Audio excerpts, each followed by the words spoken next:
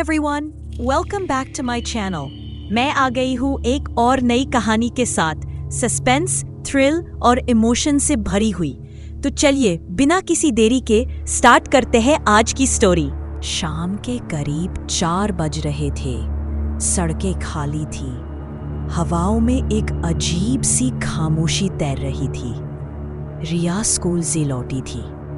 छोटी सी 7 साल की प्यारी सी बच्ची, हमेशा की तरह बस्ता लटकाए थकी थकी सी सीढ़ियों पर चढ़ती हुई। जैसे ही घर में घुसी, माँ किचन में खाना बना रही थी। रिया मुस्कराई, बस्ता नीचे रखा और टिफिन माँ को थमा दिया। माँ, टिफिन में आज आलू थे पर अच्छे थे, रिया ने भोलेपन से कहा। माँ सुमन मुस्कराई, बहुत अच्छा, अब ऊपर जाकर कपड़े बदल लो बेटा, मैं खाना लगाती हूँ। रिया ऊपर चली गई। रिया के जाने के कुछ ही पल बाद सुमन को ऊपर से किसी की धीमी आवाज सुनाई दी। माँ, माँ, आप ऊपर आओ ना जरा। सुमन चौंकी। ये तो रिया की आवाज थी। उसने सिर ऊपर उठाया। आवाज वाकई रिया जैसी ही थी। रिया, सुमन धीरे से बुदबुदाई। सब्जी की आंच धीमी की और जैसे ही वो ऊपर की ओर बढ़ी, उसी वक्त पीछे से सुमन को खुद अपनी ही आवाज सुनाई दी। रिया बेटा, खाना ठंडा हो जाएगा, नीचे आ जाओ। सुमन वही थम गई। उसकी रूह कांप उठी। ये मेरी ही आवाज थी। उसने मुड़कर देखा। किचन खाली थी पर आवाज एकदम साफ थी, जैसे किसी ने उसकी नकल की हो। उसी वक्त सुमन को सब समझ आ गया। कुछ गलत है, बहुत गलत है।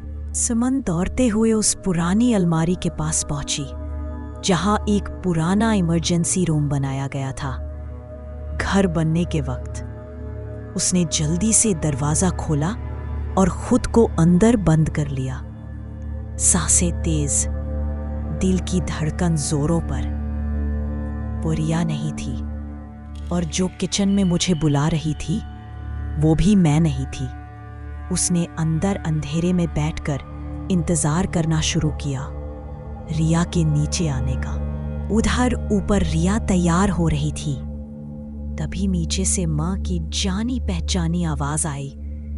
रिया बेटा, खाना ठंडा हो रहा है, जल्दी नीचे आओ। रिया मुस्कुराई। आ रही हूं माँ। वो सीढ़ियों से नीचे उतरने लगी, लेकिन जैसे ही उसने आखिरी स्टेप पर कदम रखा, नीचे की तरफ दीवार से एक हाथ निकला और उसे खींच लिया। अंदर उस छिपे हुए कमरे में रिया चीख भी न सकी। वो डर और हैरानी में माँ के सीने से जा लगी। रिया कांपती हुई बोली, माँ, ये क्या हुआ? सुमन ने उसकी पीठ सहलाते हुए कहा। चुप हो जा बेटा, कुछ है इस घर में जो हमारे रूप में आने की कोशिश कर रहा है।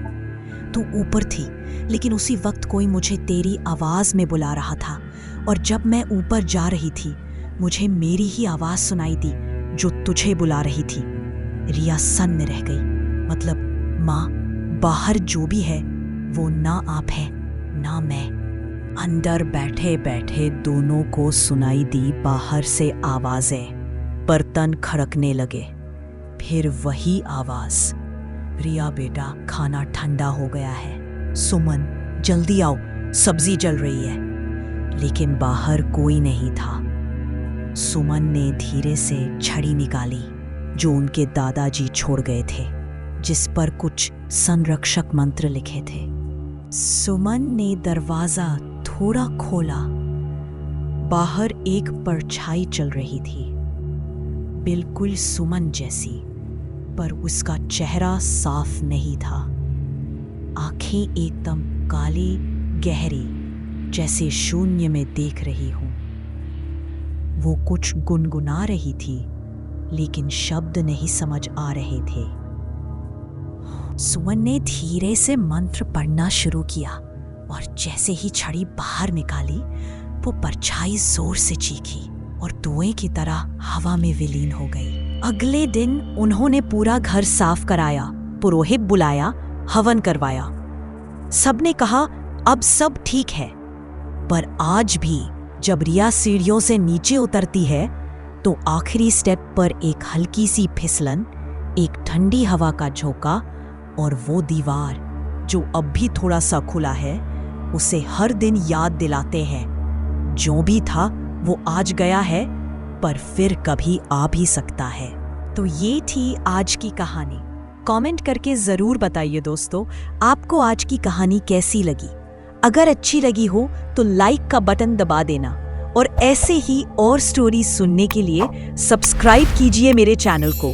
तब तक के लिए take care and bye bye.